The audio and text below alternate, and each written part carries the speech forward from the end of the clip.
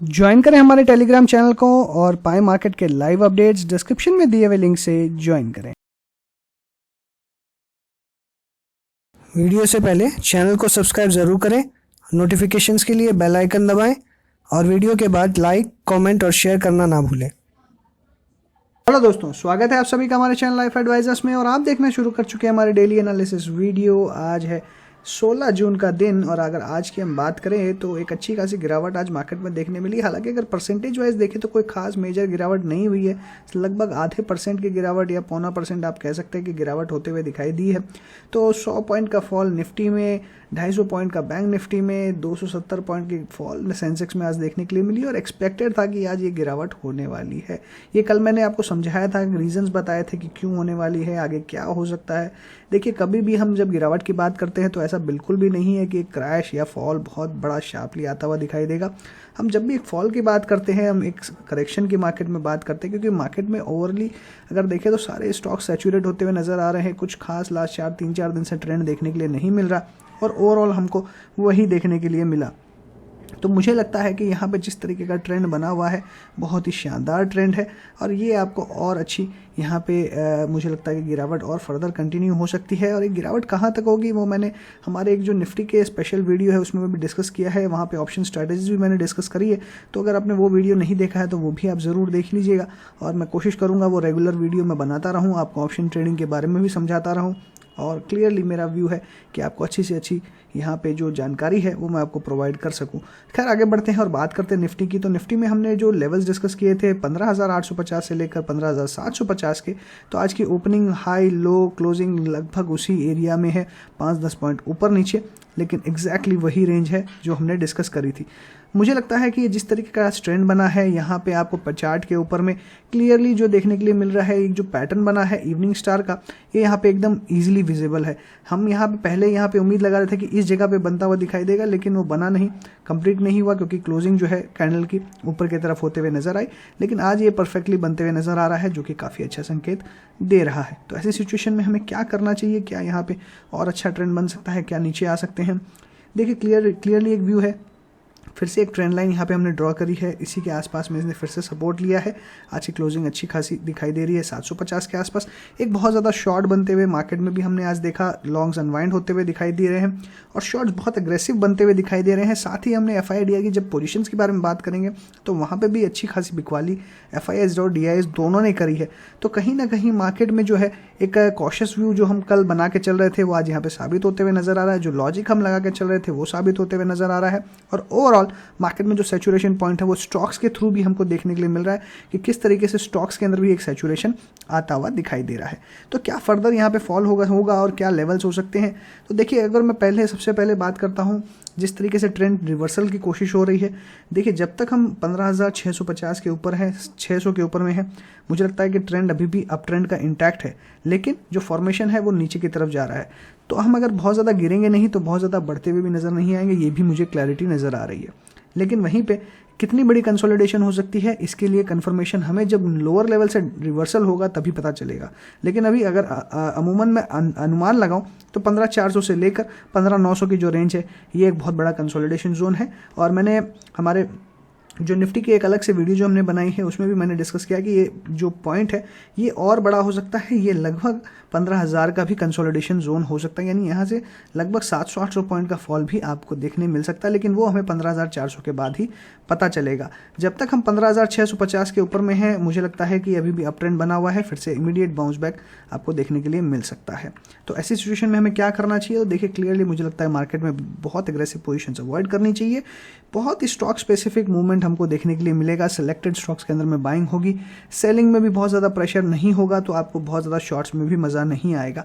इसलिए मुझे लगता है कि ओवरऑल आपको कुछ समय के लिए मार्केट में कोशिश करें कि अवॉइड करें। डेफिनेटली अवॉइड नहीं कर सकते, लेकिन आप कोशिश करें कि मार्केट में पोजीशंस आपके कम रहें, सिलेक्टेड रहें। SIP के थ्रू आप इन्वेस्ट करें, छोटी छोटी क्वांटिटीज़ में बाय करें, छोटे टारगेट्स के लिए बाय करें, छोटे टारगेट्स के लिए सेल करें। आपका रिस्क रिवॉर्ड 1:1 का रहेगा।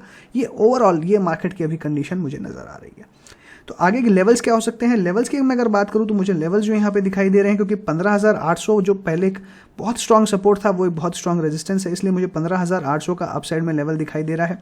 अगर फिर से इसके ऊपर में हम ट्रेड करते हुए दिखाई देते हैं या कोई कल गैप अप हो जाता है तो वापस एक रिवर्सल की कोशिश ज़रूर होगी, लेकिन आज का जो लो है 15,742 ये एक बहुत ही इंपॉर्टेंट कल के लिए सपोर्ट है। जैसे ही ये ब्रेक होगा एक एग्रेसिव सेलिंग फिर से शुरू हो सकती है, जो आपको शिफ्ट होते हुए 15,700 को ब्रेक करते हुए आपको 15,600-650 के रेंज में ले जा सकती है।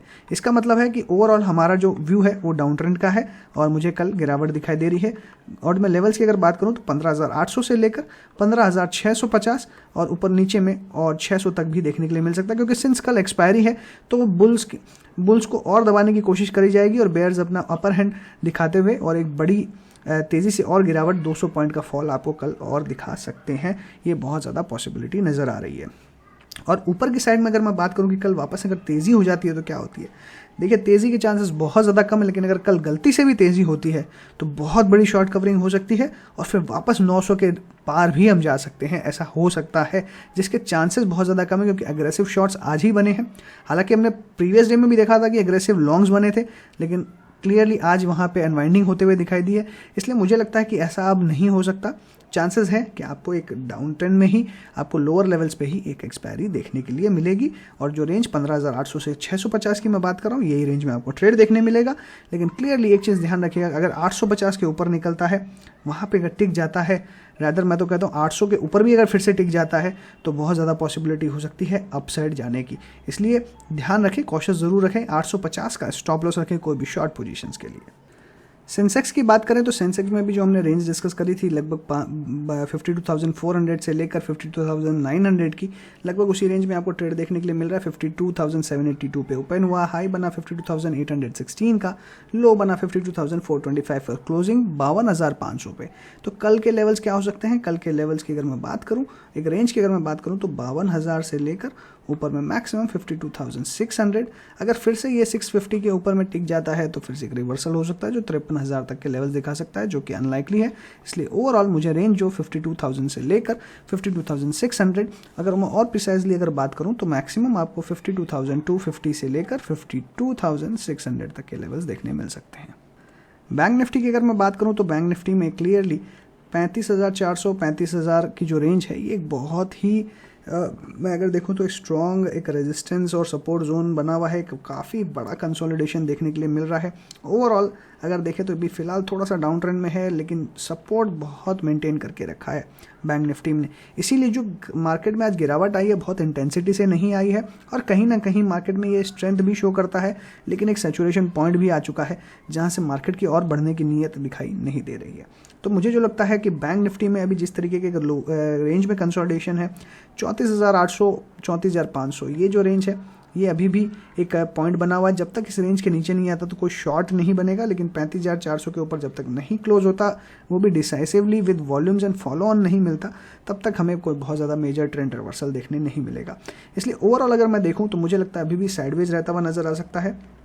34,500 नीचे में एकदम लोअर रेंज है, बहुत ही चांसेस कम है इसके ब्रेक होने के, क्योंकि इसके ब्रेक होने के बाद में शार्प फॉल 33,500 तक आ सकता है। इसलिए मेरा अभी कोई मेजर व्यू नहीं है, साइडवेज ही रहने वाला है। तो बैंकिंग स्टॉक्स के अंदर में पहले भी अवॉइड का व्यू था, अभी भी अवॉइड का व्यू है, स्टॉक्स को अवॉइड करें। ज्वाइन करें हमारे टेलीग्राम चैनल को और पाएं मार्केट के लाइव अपडेट्स, डिस्क्रिप्शन में दिए हुए लिंक से ज्वाइन करें।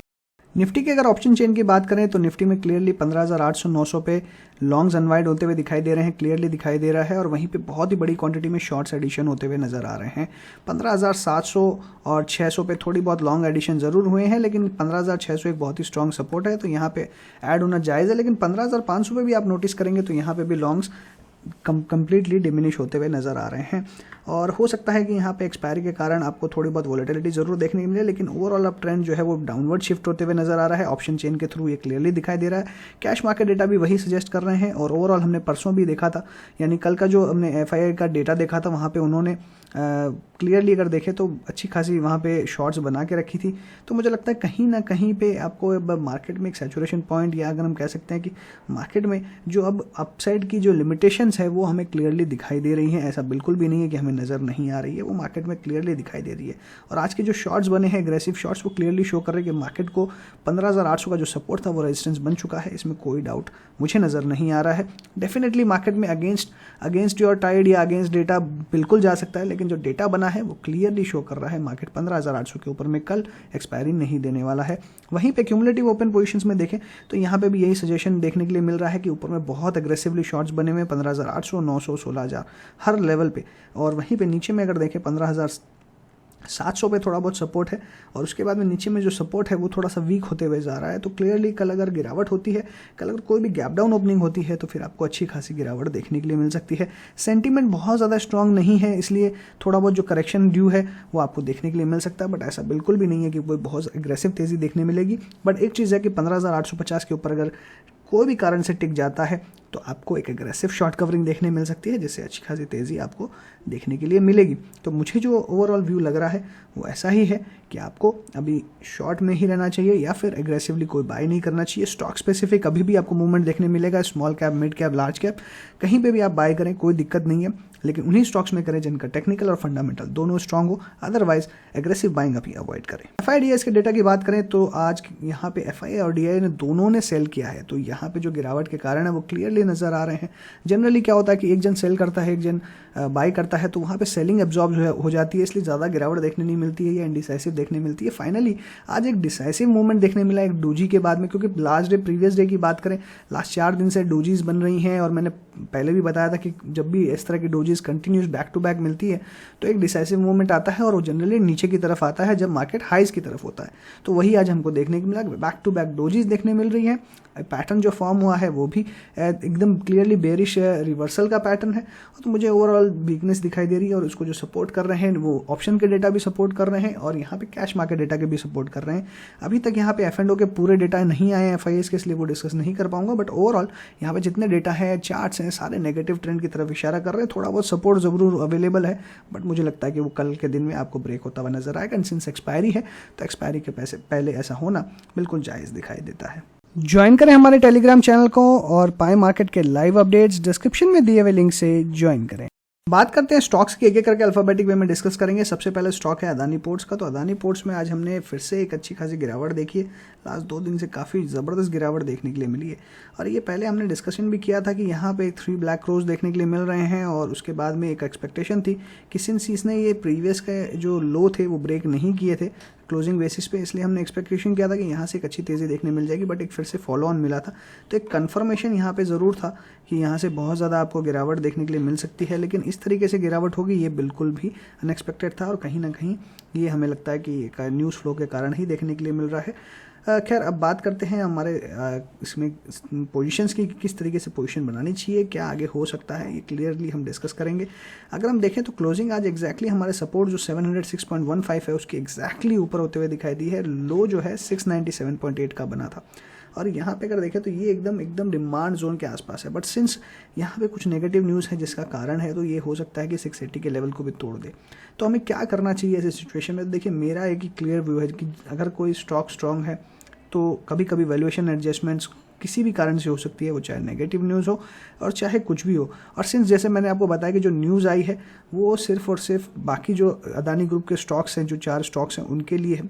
इस स्टॉक में उन FIS की कोई पोजीशन नहीं है, और ये जो बिज़नेस है ऑलमोस्ट मोनोपोलिस्टिक बिजनेस बनने जा रहा है, तो कहीं ना कहीं इसमें जो पॉजिटिवनेस है अदानी पोर्ट्स की वो बिल्कुल बनी हुई है। तो इसके अंदर में इसके वैल्यूएशंस भी अगर महंगे हैं तो मुझे कोई दिक्कत नहीं दिखाई देती है, बिल्कुल होने चाहिए, करेक्ट वैल्यूएशंस पे है, कोई दिक्कत वाली बात नहीं है।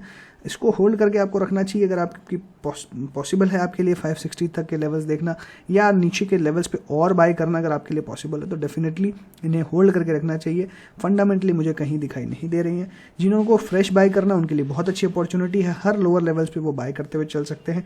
हर 10% अगर इसमें गिरावट होती है, बाई चांस मान लीजिए हर 10% नीचे जाता है, तो हर डबल क्वांटिटी बढ़ा के ले सकते हैं। तो अभी करंटली 10 शेयर्स और 10% गिरता है तो 20 शेयर और 10% गिरता है तो 40 शेयर्स, इस तरीके से वो अपनी क्वांटिटी बढ़ा के एक्यूमुलेट कर सकते हैं। तो बहुत ही अच्छा मौका है, और मुझे लगता है कि वापस से इसके वैल्यूएशंस जैसे ही थोड़ी बहुत क्लैरिटी आते हुए दिखाई देगी आपको इसमें मिल जाएगी, और मुझे बिल्कुल लगता है कि स्टॉक में फिर से अच्छी तेज़ी आपको आते हुए देखने मिलेगी। फिलहाल के लिए स्टॉक के अंदर में कोई चार्ट पैटर्न नहीं है, कोई ट्रेंड नहीं है, और डेफिनेटली अभी बिल्कुल यहाँ पे वीक है, लेकिन सपोर्ट एरिया के आसपास है तो रिवर्सल भी हो सकता है। बट फ्रेश बाइंग एग्रेसिवली अभी अवॉइड करनी चाहिए, और सेलिंग अभी मुझे लगता है कि आपको पोजिशंस होल्ड करें तो ही ज़्यादा बेहतर रहेगा।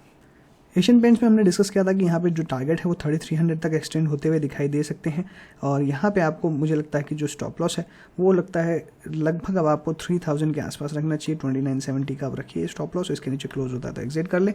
3000 के लेवल के आसपास जो हमने कल डिस्कस किए थे वहाँ पे आपको प्रॉफिट बुक करने का व्यू दिया था, तो अभी भी मेरा वही व्यू बना हुआ है। अगर एग्जिट कर लें प्रॉफिट बुक करके तो अच्छी बात है, नहीं है आप ट्रेल करते हुए चलना चाहते हैं तो 2970 का स्टॉप लॉस रखें। एयू स्मॉल फाइनेंस बैंक की बात करूं तो यहाँ पे 1040 के आसपास आता हुआ दिखाई दे रहा है और डेफिनेटली मेरा बाय का व्यू है 1000 के स्टॉप लॉस के साथ में बाय करके चलें। वापस ऊपर में तेज़ी 1140 तक देखने मिल सकती है, लेकिन अभी थोड़ा मार्केट यहाँ पे ख़राब है तो हो सकता है कि वापस आपको नीचे आता हुआ दिखाई दे, लेकिन 1000 का स्टॉप लॉस लगा के रखें। जिन्होंने बाय किया है फ्रेश बैंक के लिए एक वापस से एक रिवर्सल 1050 के ऊपर में बाय करिए, ज़्यादा बेहतर रहेगा। 1000 का स्टॉप लॉस लगाएं, ऊपर में टारगेट 1138 तक के देखने मिल सकते हैं। एक्सिस बैंक की अगर मैं बात करूं तो एक्सिस बैंक में क्लियरली यहाँ पे हमने जो ऊपर के लेवल 760 तक की बात करी थी वो देखने मिला है। प्रॉफिट बुक करके आपको एग्जिट कर लेना चाहिए और वैसे भी मार्केट में थोड़ा साइडवेज ही कंसोलिडेशन देखने मिल रहा है तो बेटर रहेगा आप यहाँ पे हर लेवल पे प्रॉफिट बुक करते रहें। अभी फिलहाल कोई फ्रेश बाय की सलाह नहीं है। 760 के ऊपर क्लोज होगा तो बाय करेंगे या फिर से नीचे के लेवल्स पे आता हुआ दिखाई दे तो बाय करेंगे, अदरवाइज अभी अवॉइड करने का व्यू है। बजाज फिनसर्व में कोई बाय या सेल का व्यू नहीं है, स्टॉक को अवॉइड करेंगे। बजाज ऑटो अपने एक सपोर्ट लेवल के आसपास आते हुए दिखाई दे रहा है, बिना वॉल्यूम के अच्छा खासा रिट्रेसमेंट हुआ है तो आप यहाँ पे 25% ऑफ द पोजीशंस आप यहाँ पे ऐड कर सकते हैं। फिर वापस और अगर नीचे आता तो और यहाँ पे 50% पोजीशंस ऐड कर सकते हैं। अगर रिवर्सल होता है तो रिवर्सल पे फिर से 25% ऐड करके पोजीशंस, इस तरीके से आप स्ट्रेटजी बना के एक्यूमुलेट कर सकते हैं स्टॉक को। डेफिनेटली लोअर लेवल्स पे एक अच्छा बाय बन सकता है। बजाज फाइनेंस में लास्ट 2 दिन से गिरावट देखने में मिल रही है, थोड़ा सा कल वेट एंड वॉच करना चाहिए। हालांकि मेरा कोई बहुत ज़्यादा पॉजिटिव व्यू नहीं है और मैंने ऑलरेडी आपको कहा कि ऊपर के चैनल पे अगर देखें तो ऊपर के हायर लेवल्स पे दिखाई दे रहा है, तो नीचे आता तो बाय कर सकते हैं। फिलहाल करंट लेवल्स पे कोई बाय नहीं बनता है, बेटर रहेगा प्रॉफिट बुक कर लें 6000 के स्टॉप लॉस के साथ में, रादर 5900 के स्टॉप लॉस के साथ में आप ट्रेल करें तो ज़्यादा बेहतर रहेगा। बंधन बैंक की बात करें तो कंटिन्यूसली अप ट्रेंड ही दिखाई दे रहा है। अभी फिलहाल इसके अंदर में मेरा कोई बाय या सेल का तो व्यू नहीं है, अवॉइड करना ही सबसे ज़्यादा बेहतर रहेगा। सिमिलरली अगर भारतीय एयरटेल की बात करें तो यहाँ पे भी कोई बाय या शॉर्ट नहीं बनता है। क्लियरली स्टॉक्स को अवॉइड करना चाहिए। लगभग निफ्टी के अगर हम सारे स्टॉक्स की बात करें तो कहीं ना कहीं पैटर्न सारे डिस्टॉर्टेड हैं या प्रॉफिट बुकिंग देखने के लिए मिल रही है। तो अभी यहाँ पे अगर आप वॉल्यूम्स भी देखेंगे तो कोई आपको सेल ऑफ वाली वॉल्यूम्स देखने नहीं मिल रही है, सिंपली करेक्शन वाली वॉल्यूम्स देखने मिल रही है। इसलिए मैंने कहा कि मार्केट में एक लिमिटेड लेवल्स तक ही गिरावट होते हुए नजर आएगी, इससे ज़्यादा मुझे बहुत ज़्यादा कुछ नज़र नहीं आ रहा है। और जो कंसोलिडेशन की हम बात कर रहे हैं वही आपको देखने मिलेगा। तो फिलहाल भारतीय एयरटेल में भी कोई बाय या सेल नहीं है। बीपीसीएल में एक्यूमुलेट करने का व्यू है, हर लेवल पे एक्यूमुलेट करना चाहिए। एग्रेसिव बाय यहाँ पे नहीं करना है, लेकिन कोई भी लोअर लेवल्स पे आता है तो बाय करना चाहिए। हालांकि मुझे लगता है कि ये स्टॉक 470 के नीचे आपको आता हुआ दिखाई नहीं देगा और ना ही बहुत ज़्यादा अपसाइड जाते हुए दिखाई देगा। 490 495 मैक्सिमम लेवल्स, इससे ज़्यादा मुझे यहाँ पे तेज़ी दिखाई नहीं दे रही। आप यहाँ पे एक्यूमुलेट करके चल सकते हैं स्टॉक को, डिविडेंड भी मिलेगा और आगे आपको क्लियरली मैं अगर बात करूँ तो प्राइस एप्रिशिएशन भी मिलेगा, तो अच्छी तेज़ी आप एक्सपेक्ट कर सकते हैं। ब्रिटानिया की बात करें तो ब्रिटानिया में मैंने तेज़ी की ही बात करी है, लेकिन मैक्सिमम लेवल में 3700 तक के ही रखें, इससे ज़्यादा तेज़ी दिखाई नहीं देती है। तो जिनके पास पोजीशंस है वो स्टॉप लॉस 3600 का रख के चल सकते हैं। बहुत ज़्यादा तेज़ी एग्रेसिवली बाय करने की दिखाई नहीं दे रही है। एक वी शेप रिकवरी हो सकती है, लेकिन फिर 3700 के बाद में फ्रेश मूव के लिए डिसाइड करेंगे। 3700 के आसपास प्रॉफिट बुक करके चल सकते हैं। सिप्ला में भी देखें तो अभी यहाँ पे एक वापस लोअर लेवल्स पे आते हुए दिखाई दे रहा है, बट ट्रेंड जो है वो कम्प्लीटली अपसाइड का है। बट अभी भी मेरा जो स्टॉप लॉस था 960 का वो यहाँ पे ट्रिगर होते हुए दिखाई दे रहा है। तो बेटर रहेगा कि कल अगर फॉलोअप मिलता है, कल कहीं पे भी आपको रिस्क लगता है तो एग्जिट कर लें। कोई बहुत ज़्यादा यहाँ पे पोजीशंस बनाने की जगह नहीं है। मैक्सिमम लेवल्स 1000 तक के ही दिखाई देते हैं, इससे ज़्यादा के नहीं है, तो रिस्क रिवॉर्ड वाइज बहुत ज़्यादा फेवरेबल नहीं है। कोल इंडिया की बात करें तो कंटिन्यूसली स्टॉक के अंदर में तेज़ी ही बनी हुई थी और 156 का ट्रेलिंग स्टॉप लॉस आज हिट होते हुए दिखाई दे रहा है। एग्जिट करने का व्यू है, क्लियरली स्टॉक से एग्जिट कर लें। डिविस लैब में कल जैसे मैंने कहा था कि एक बेयरिश एंगल्फिंग कैंडल देखने के लिए मिल रही है, थोड़ी बहुत गिरावट हो सकती है। 4100 तक के लेवल्स देखने के लिए मिल सकते हैं, जिसकी पॉसिबिलिटी क्लियरली दिखाई दे रही है। पहला लेवल लेकिन 4200 तक का देखने मिल सकता है, उसके बाद के लेवल्स 4100 तक के आपको देखने के लिए मिल सकते हैं। इसलिए यहाँ पे कोई पोजीशन है तो एक बार प्रॉफिट बुक कर लें, ज़्यादा बेहतर रहेगा। डॉक्टर रेड्डीज 5400 के लेवल्स को होल्ड कर रहा है। नेगेटिव न्यूज़ आने के बाद भी ये होल्ड कर पा रहा है, तो थोड़ा सा यहाँ पे पॉजिटिव दिखाई दे रहा है, बट बहुत ज़्यादा एग्रेसिवली मुझे कुछ दिखाई नहीं दे रहा। जिन्होंने 5400 के ऊपर में बाय किया है 5350 के स्टॉप लॉस साथ में होल्ड करें और वापस अपसाइड मैक्सिमम आपको 5600 तक देखने के लिए मिल सकती है। एग्रेसिवली मुझे लगता है करंट लेवल्स पे आपको फ्रेश बाय नहीं करना चाहिए। कल एक सिंस ये डोजी बनी है तो कल अगर वापस अपसाइड पॉजिटिव खुलता है तो ज़रूर बाय करें, अदरवाइज अवॉइड करें। आयशर मोटर में हम एक्सपेक्ट कर रहे थे कि यहाँ से तेज़ी देखने के लिए मिलेगी, बट यहाँ पे फिर से मुझे लगता है कि अभी कंसोलिडेशन फेज में चलेगा। 2800 से लेकर 2700 तक के लिए बहुत ज़्यादा गिरावट नहीं है, बहुत ज़्यादा तेज़ी नहीं है, स्टॉक को अवॉइड करिए। फेडरल बैंक में भी no buy no sell, completely avoid. Grasim की बात करें तो ग्रासिम में यहाँ पे कंटिन्यूसली हमने अप ट्रेंड में देखा है और आज यहाँ पे क्लोजिंग जो है 1475 के नीचे होते हुए दिखाई दे रही है। यहाँ पे जिस तरह की कैंडल बनी है, जिस तरह का पैटर्न बना है, यहाँ पे एक मुझे लगता है ओवरऑल ख़राब ट्रेंड देखने के लिए मिल रहा है। तो थोड़ा सा आपको यहाँ पे अब कॉशियस हो जाना चाहिए। जिनके पास पोजीशंस थी, मुझे लगता है स्टॉप लॉस ट्रिगर हो गया, तो कल कहीं पे भी नेगेटिव ओपनिंग होती है तो आप एग्जिट कर सकते हैं, क्योंकि यहाँ पे जिस तरीके का ट्रेंड दिखाई दे रहा है थोड़ा सा मुझे ख़राब दिखाई दे रहा है। क्योंकि यहाँ पे अगर आप कैंडलस्टिक के पैटर्न को आइडेंटिफाई करेंगे तो यहाँ पे भी इवनिंग स्टार बनते हुए नज़र आ रहा है। ऑलमोस्ट यहाँ पे प्रॉपर ही इवनिंग स्टार बना है, इसलिए डाउन ट्रेंड की संभावना ज़्यादा बनती है। हालांकि शॉर्ट टर्म में देखें तो एक फ्लैग पैटर्न बन रहा है जिसका एक ब्रेकआउट भी हो सकता है, इसलिए 1500 के वापस ऊपर आता है क्लोजिंग बेसिस पे तो 1500 के ऊपर में फ्रेश बाय करिए। फिर से स्टॉप लॉस 1475 का रहेगा। HCL टेक में भी क्लियरली अगर देखो तो अप ट्रेंड में फिर से यहाँ पे अगर आप देखेंगे तो यहाँ पे थोड़ी बहुत आपको अगर कैंडल स्टिक देखेंगे फिर से इवनिंग स्टार के पैटर्न बनते हुए नज़र आ रहे हैं, तो साइडवेज आप ज़्यादा एक्सपेक्ट कर सकते हैं। 960 का स्टॉप लॉस रखें, कोई बहुत ज़्यादा तेज़ी का व्यू नहीं है। SDFC में 2500 का स्टॉप लॉस आपको दिया हुआ है, आप लोअर लेवल्स पे एक्यूमुलेट करते हुए चल सकते हैं। जिनकी ट्रेडिंग पोजीशन है 2500 का स्टॉप लॉस रखें, अदरवाइज स्टॉक को फ्रेश खरीदारी के लिए अवॉइड करें। HDFC बैंक में 1475 का स्टॉप लॉस है, मेंटेन करके चलें। बहुत ज़्यादा तेज़ी की उम्मीद नहीं है, फिर भी जिस तरीके का क्रॉसओवर्स है एक तेज़ी देखने मिल सकती है 1525 तक के लेवल्स के लिए। HDFC लाइफ में 700 का हमने व्यू लिया था, 698 का हाई देखने के लिए मिला है। अगर ये सस्टेन करता है तो आपको 720 तक के लेवल्स देखने मिल सकते हैं। अभी थोड़े से डिफेंसिव सेक्टर्स के अंदर में आपको तेज़ी देखने के लिए मिल सकती है, इसलिए इस टाइप के स्टॉक्स में आप फोकस रख सकते हैं। 680 का स्टॉप लॉस रखें। हीरो मोटोकॉर्प की बात करें तो यहाँ 20 day simple moving average break होते हुए दिखाई दे रही है। यहाँ पे वॉल्यूम कुछ खास है नहीं, लोअर्स पे एक्यूमुलेट करके चलना चाहिए, तेज़ी देखने मिलेगी तो फिर से 3100 के लेवल्स देखने मिल सकते हैं। हिंडाल्को की बात करें तो यहाँ पे शॉर्ट्स बनते हुए दिखाई दे रहे हैं, वॉल्यूम बहुत ज़्यादा है। 50 day simple moving average, 20 day simple moving average, और इसीलिए मैंने आपको कहा था कि आप लोअर लेवल्स पे बाय ना करें। 380 का स्टॉप लॉस ज़रूर रखें। जिनके पास पोजीशंस है 400 के ऊपर में अगर जाएंगे तो यहाँ पे दिक्कत दिखाई दे सकती है। 380 के जो यहाँ पे लेवल्स हैं ये बहुत ही ज़्यादा मुझे लगता है कि ओवरऑल अगर देखो तो बहुत ही स्ट्रॉन्ग सपोर्ट है। अगर ये ब्रेक होता है तो एक शार्प फॉल पॉसिबल है 340 तक का। HUL में कल मैंने आपसे डिस्कस किया था कि बाय करके चलना चाहिए और वही अब देखने मिल रहा है, एक अच्छी तेज़ी देखने मिल रही है। 2480 तक के लेवल्स देखने मिल सकते हैं। 2360 का स्टॉप लॉस रखें। ICICI बैंक की बात करें तो यहाँ पे कंटिन्यूसली तेज़ी है, कल एक अच्छा पैटर्न बना था लेकिन आज फॉलो ऑन नहीं मिला, एग्जिट कर लें स्टॉक से, कोई बाय सेल नहीं है। IDFC first bank 20 day simple moving average के नीचे आते हुए दिखाई दे रहा है, वॉल्यूम हालांकि नहीं है। 57.5 का क्लियर कट स्टॉप लॉस रखें, अगर वो ट्रिगर होता है क्लोजिंग बेसिस पे तो एग्जिट कर लें। इंडसइंड बैंक की बात करें तो कंटिन्यूसली स्टॉक में अप ट्रेंड देखने के लिए मिला था और उसके बाद में एक अच्छा खासा कंसोलिडेशन हुआ। 1000 का स्टॉप लॉस आपको दिया हुआ है, 1040 के ऊपर का फिर से फॉलो ऑन नहीं मिला। मुझे लगता है कि आपको स्टॉक्स यहाँ से एग्जिट कर लेना ही बेहतर होगा। कंसोलिडेशन अब फिर से नीचे की तरफ आ सकता है, तो या तो 1000 का स्टॉप लॉस रखें या 20 डे सिंपल मूविंग एवरेज का, जैसी आपकी इच्छा वैसा ट्रेड ले सकते हैं। एक गिरते हुए मार्केट में आज हमने 1480 के ऊपर में क्लोजिंग देखी है इन्फोसिस में, तो यहाँ पे एक अच्छा ट्रेंड बन सकता है। तो क्या यहाँ बाय करना चाहिए? मुझे लगता है कि आप एक बार बाय अटेम्प्ट कर सकते हैं। 1440 का स्टॉप लॉस रखें कल, लेकिन बाय कब करना है? कल हमें बाय करना है जब इमीडिएटली आपको तेज़ी देखने मिले, यानी कल आपको एक पॉजिटिव ओपनिंग देखने के लिए मिले। स्टॉप लॉस 1475 का आप इंट्राडे के बेसिस पे रखिए, अगर उसके नीचे क्लोज होता है तो आपको फिर एक दिक्कत हो सकती है, यानी कल अगर नेगेटिव क्लोजिंग होती है तो दिक्कत हो सकती है। इसलिए 1475 का स्टॉप लॉस रखें, पॉजिटिव ओपनिंग हो तो बाय करें, फिर फॉलोअप मिलेगा तो अच्छी तेज़ी देखने मिलेगी और फिर आप अपना स्टॉप लॉस 1440 का रख सकते हैं। इंडियन ऑयल में कंटिन्यूसली अपसाइड का ही मोमेंटम बना हुआ है, 112 का स्टॉप लॉस रखें, 120 125 के टारगेट्स के लिए। ज्वाइन करें हमारे टेलीग्राम चैनल को और पाए मार्केट के लाइव अपडेट्स डिस्क्रिप्शन में दिए हुए लिंक से ज्वाइन करें। ITC की बात करें तो यहाँ गिरते हुए मार्केट में भी आज अपने आप को संभालने का काम किया है और मेरा यहाँ पे व्यू एकदम क्लियर है। इन्वेस्टमेंट के लिए स्टॉक को खरीदें, ट्रेडिंग के लिए नहीं।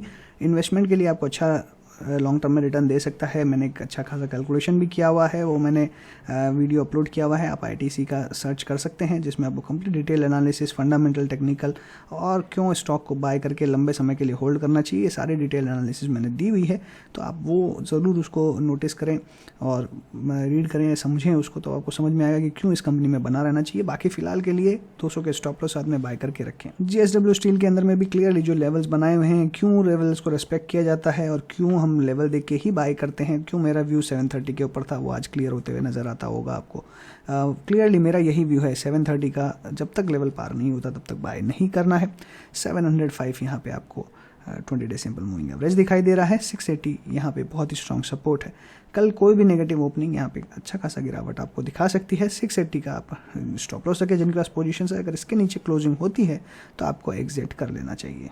कोटक महिंद्रा बैंक में एक्यूमुलेट करते हुए चले, यहाँ पे ट्रेंड थोड़ा सा डाउनवर्ड होते हुए दिखाई दे रहा है, स्टॉप लॉस के एक्जैक्टली ऊपर क्लोज होते हुए दिखाई दे रहा है, तो कल अगर इसमें नेगेटिव क्लोजिंग होती है तो एग्जिट कर लें। एलएनटी की बात करें तो यहाँ पे भी स्टॉप लॉस ट्रिगर होते हुए दिखाई दे रहा है, कंप्लीट डे स्टॉक से एग्जिट कर लें या 20 डे सिंपल मूविंग एवरेज के नीचे की क्लोजिंग का वेट भी कर सकते हैं। बट फिलहाल के लिए अभी स्टॉक्स के अंदर में कोई एग्रेसिव बाय या सेल तो बिल्कुल भी नहीं है बहुत ज़्यादा, इसलिए सेल करने की कोशिश ना करें, बट डेफिनेटली बाय नहीं करना है। मारुति की बात करें तो मारुति में एक लगभग फ्लैग पैटर्न देखने के लिए मिल रहा है, ट्रेंड यहाँ पे डाउनवर्ड हो चुका है, तो क्या बाय करना है कि नहीं, मुझे लगता है कि सारे मूविंग एवरेजेस एक जगह इकट्ठा होते हुए दिखाई दे रहे हैं। 7000 के स्टॉप लॉस के साथ में मारुति में बाय किया जा सकता है 7400 के टारगेट्स के लिए। M&M भी सिमिलरली देखें तो सारे मूविंग एवरेजेस के आसपास ही है, आज अच्छी खासी वॉल्यूम हुई फिर भी गिरावट नहीं हुई है, और मैंने क्लियरली आपको कहा कि 816 के ऊपर में अगर क्लोजिंग होती है तो बाय करके चलना चाहिए। 806 की क्लोजिंग है, 816 के ऊपर में अगर क्लोजिंग होती है तो बाय करके चलें, 800 के स्टॉप लॉस साथ में 840 तक के टारगेट्स के लिए। नेस्ले की बात करें तो नेस्ले कंटिन्यूसली अप ट्रेंड के अंदर में है, और ऊपर में मुझे जो टारगेट्स दिखाई देते हैं 18,500 तक के, 18,400 तक के। स्टॉप लॉस की मैं बात करूं तो स्टॉप लॉस 17,500 का लगा के रखें। एनटीपीसी में बाय का ही व्यू है, होल्ड का व्यू है अब करेंटली। 116 के स्टॉप लॉस के साथ में बाय करके चलें 125 और 130 तक के टारगेट्स के लिए। ONGC की बात करें तो कंटिन्यूसली ये भी अप ट्रेंड के अंदर में है, यहाँ पे भी बाय एंड होल्ड का व्यू है। यहाँ पे जो स्टॉप लॉस रहेगा 122 का, 122 के स्टॉप लॉस के साथ में होल्ड करके चलें ऊपर में तेजी 130 135 तक की। PNB की बात करें तो PNB में क्लियरली एग्जिट का व्यू है, एग्जिट कर लें, स्टॉप लॉस हिट हो चुका है, no fresh buy no sell. Power Grid की बात करें तो 240 का ट्रेलिंग स्टॉप लॉस रखें, इसके नीचे अगर क्लोज होता है तो एग्जिट कर लें। RBL बैंक की बात करें तो RBL में 220 के ऊपर ब्रेकआउट की हमने बात करी थी, करंटली कंसोलिडेशन में चल रहा है, वॉल्यूम कुछ खास नहीं है, 210 का स्टॉप लॉस रखें, इसके नीचे क्लोजिंग होती है तो एग्जिट कर लें। रिलायंस की बात करें तो रिलायंस में 2 दिन से कंटिन्यूसली गिरावट देखने मिल रही है, बट वॉल्यूम कुछ खास यहाँ दिखाई नहीं दे रही है। 2160 का स्टॉप लॉस अभी भी रहेगा, आप चाहें तो 2200 का रख सकते हैं, लेकिन ट्रिगर होने के चांसेस बहुत ज़्यादा है, इसलिए 2160 का स्टॉप लॉस रखें। बाकी तेजी का व्यू है 2300 और ऊपर में 2400 तक के लेवल देखने मिल सकते हैं। गिरते हुए मार्केट में कुछ जो स्टॉक्स जो चल सकते हैं उनमें से स्टॉक्स जो है अगर देखें तो एक डिफेंसिव सेक्टर आपको अच्छा खासा दिखाई दे रहा है, क्योंकि ब्रिटानिया, नेस्ले, HUL ये सारे आपको परफॉर्म करते हुए दिखाई दे रहे हैं। वहीं पे NTPC, ONGC जो डिविडेंड पेइंग स्टॉक्स है वहाँ तेजी देखने मिल रही है। वहीं पर रिलायंस भी एक हैवी वेट होने के कारण आपको अच्छी तेजी देखने के लिए मिल सकती है, लेकिन यहाँ पे एक दिन में नहीं होगी तो सस्टेनेबल बेसिस पे होगी, इसलिए 2160 का स्टॉप लॉस रखें। SBI लाइफ की बात करें तो अच्छी खासी तेजी कंटिन्यूसली इसमें बनी हुई है, लेकिन बार बार मैंने कहा कि इसके अंदर में एक ही प्रॉब्लम है, वो है कि एक रेंज में चलता रहता है। 980 के स्टॉप लॉस साथ में बने रहें, 1040 के टारगेट देखने मिल सकते हैं। SBIN की बात करें, SBIN में 420 का स्टॉप लॉस रखें, 440 के ऊपर फ्रेश ब्रेकआउट होगा तो उसके बाद में तेज़ी देखने मिल सकती है। फिलहाल के लिए कोई खास मेरा बाई या सेल का व्यू नहीं है। श्री सीमेंट्स भी सिमिलरली एक छोटे से रेंज में है, 28,000 का स्टॉप लॉस रखें। जिनके पास पोजीशन है, फ्रेश पोजीशंस के लिए थोड़ा सा वेट एंड वॉच करें। अभी फिलहाल कोई मोमेंटम नहीं है और ना ही कोई आपको एक डिसाइसिव मूव देखने के लिए मिल रही है। 29,000 के बाद में एक अच्छी तेज़ी देखने के लिए मिल सकती है। करंट लेवल्स पे आप अगर बाय करेंगे तो आपका रिस्क रिवॉर्ड भी फेवरेबल है, बट स्टॉप लॉस हिट होने के चांसेस ज़्यादा हैं, इसलिए अवॉइड करें। सन फार्मा क्लियरली अवॉइड का व्यू है, no buy no sell. Tata consumer products में हमने डिस्कस किया था कि एक अच्छी तेज़ी देखने मिलेगी और अच्छी तेज़ी आपको देखने के लिए मिल रही है। 750 के लेवल्स की हमने डिस्कशन करी थी, 735 आपको देखने के लिए मिल सकते हैं। तो अब ऐसी सिचुएशन में क्या करना चाहिए? मुझे लगता है आपको प्रॉफिट बुक कर लेना चाहिए, क्योंकि 660 के बाद में कंटिन्यूसली स्टॉक ने अच्छी रैली दिखाई है। एक पार्शियल प्रॉफिट यहाँ पे आपको एटलीस्ट बुक करना चाहिए, 50% आपको जरूर बुक करना चाहिए। 720 के स्टॉप लॉस के साथ में बैलेंस को ट्रेल करें। टाटा मोटर्स की अगर मैं बात करूँ, टाटा मोटर्स अब यहाँ पे भी थोड़ा सा लटकते हुए नजर आ रहा है, बट वॉल्यूम ज़्यादा नहीं है, तो जिनके पोजीशन है 340 के स्टॉप लॉस के साथ में ट्रेल करें। हालांकि मैंने 360 के आसपास आपको प्रॉफिट बुक करने को कहा था, अगर अब 360 के ऊपर निकलता है तो ही बाय करें 400 के टारगेट के लिए, 340 के स्टॉप लॉस के साथ में। टाटा स्टील की बात करें तो टाटा स्टील में पैटर्न थोड़ा सा डिस्टॉर्ट होते हुए नजर आ रहा है, और अगर यहाँ से फर्दर गिरावट होती है तो अच्छी खासी गिरावट हो सकती है। 20 डे सिंपल मूविंग एवरेज का स्टॉप लॉस रखें, 1120 के नीचे अगर क्लोजिंग होती है तो एग्जिट कर लें। TCS की बात करें तो TCS में अच्छी खासी आपको एक अच्छी राउंडिंग बॉटम फॉर्मेशन देखने मिल रहा है, यहाँ पे 1 और यहाँ 2, और बहुत बड़ी तेज़ी आपको देखने के लिए यहाँ से मिल सकती है, प्रोवाइडेड 3350 का लेवल पार करें। अगर मैं यहाँ पे ओवरऑल सिचुएशन देखूँ तो अब मार्केट ऐसी सिचुएशन में आ गया है जो मार्केट 2019 में हुआ करता था, एकदम स्टेबल, और उसी तरीके से वापस से ट्रेंड सेट होते हुए नज़र आ रहा है।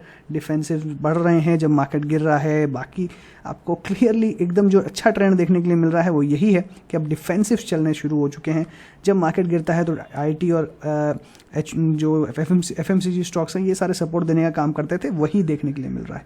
तो मेरा मानना है कि अब डिफेंसिव जिस हिसाब से चलना शुरू किए हैं मार्केट में, आज मुझे जो ट्रेंड देखने मिला अब मुझे क्लियरली 2019 का याद दिला रहा है, जब मार्केट बिल्कुल स्टेबल था। और वो क्लियरली मुझे लगता है कि अब जिस तरीके से पैसे बने हैं लोगों के, उस तरीके से नहीं बनेंगे। अब बहुत मेहनत करनी पड़ेगी। अब हर एक कोई आपको बहुत ज़्यादा मेहनत करनी पड़ सकती है। अगर हम देखें तो स्टॉक सिलेक्शन के अंदर में, प्रॉफिट लेवल्स डिसाइड करने में और एग्जिट लेवल, एंट्री लेवल, हर चीज़ों को डिसाइड करने में, तो बहुत ही चॉइसी आपको काम करना पड़ेगा, चूजी होकर काम करना पड़ेगा, तभी आपके पैसे बनेंगे। तो फिलहाल TCS के अंदर में जिनके पास पोजीशंस है वो बने रह सकते हैं। 3200 के स्टॉप लॉस साथ में थोड़ा सा स्टॉप लॉस दूर है, और जिनको फ्रेश खरीदारी करनी है वो 3300 के बाद में करें। टेक महिंद्रा की बात करें तो टेक महिंद्रा में जिनके पास पोजीशंस है वो होल्ड कर सकते हैं। अदरवाइज मैंने 1080 पे आपको प्रॉफिट बुक करने का व्यू दे चुका हूँ। 1080 के ऊपर क्लोजिंग होगी तभी फ्रेश बाय करेंगे। ऊपर में फिर आपके टारगेट्स बहुत एक्सटेंड हो सकते हैं, 1200 तक के लेवल्स आपको देखने मिल सकते हैं। स्टॉप लॉस फिर 1040 का रहेगा, लेकिन फिलहाल क्लोजिंग आप 1080 के ऊपर होने दें। टाइटल में प्रॉफिट बुक करके एग्जिट करने का व्यू दिया था, अभी भी वही व्यू मेंटेन है, कोई बाय सेल नहीं। अल्ट्राटेक सीमेंट की बात करूं तो अल्ट्राटेक सीमेंट में 6500 का स्टॉप लॉस रखें। ऊपर में तेज़ी बनेगी तो मैक्सिमम लेवल 7000 तक के, बट फिलहाल कोई बहुत मेजर ट्रेंड नहीं है। 20 day simple moving average break कर दिया है, 50 डे सिंपल मूविंग एवरेज की जस्ट ऊपर में है, और सारे मूविंग एवरेजेस नीचे हैं, इसलिए ओवरऑल तेज़ी ही दिखाई दे रही है। बट फिलहाल शॉर्ट का व्यू बिल्कुल भी नहीं है। मुझे लगता है मेजरली आपको अभी थोड़ा सा वेट एंड वॉच करना चाहिए स्टॉक में। UPL की बात करें तो UPL के अंदर में मेरा क्लियरली व्यू है कि trailing stop loss 20 day simple में मूविंग एवरेज का रखें, या फिर आप ओवरऑल अगर मैं यहाँ पे देखूँ तो मुझे बहुत ज़्यादा कोई अच्छा ट्रेंड तो दिखाई नहीं दे रहा है, तो मेरे हिसाब से आपको क्लियरली स्टॉक को अवॉइड करना चाहिए। फ्रेश एंट्री तो बिल्कुल ही अवॉइड करनी चाहिए। विप्रो की बात करें तो विप्रो में कंटिन्यूसली बैक टू बैक तेजी देखने मिल रही है, और यहाँ पे सैचुरेशन क्लियरली यहाँ पे भी स्टॉक में दिखाई दे रहा है। बट अब 560 के ऊपर में टिकेगा तो 600 तक के इमीडिएट लेवल्स देखने मिल सकते हैं। 540 का स्टॉप लॉस रखें करंट लेवल्स पे, या 20 डे सिंपल मूविंग एवरेज का भी रख सकते हैं। हालांकि ये डिफेंसिव स्टॉक है, तो मुझे लगता है कि यहाँ पे अच्छी तेजी आपको देखने के लिए मिल सकती है। तो बेटर रहेगा कि आप यहाँ पे जो भी पोजीशंस बनाएं थोड़ी सी हल्की रखें पोजीशंस को। 560 के बाद में फ्रेश पोजीशंस ऐड करें 600 के टारगेट्स के लिए। इसी के साथ मैं अपनी बात को भी वाइंड अप करूंगा। अगर आपको अच्छा लगा हो तो लाइक कीजिएगा, दोस्तों के साथ शेयर कीजिए, कमेंट बॉक्स में वीडियो लिखना ना भूलें। चैनल सब्सक्राइब नहीं किया हो तो तुरंत कर दीजिए, साथ ही बेल आइकन दबाइए ताकि टाइमली अपडेट्स आपको मिलती रहे। So thanks for watching again. Happy trading and investing.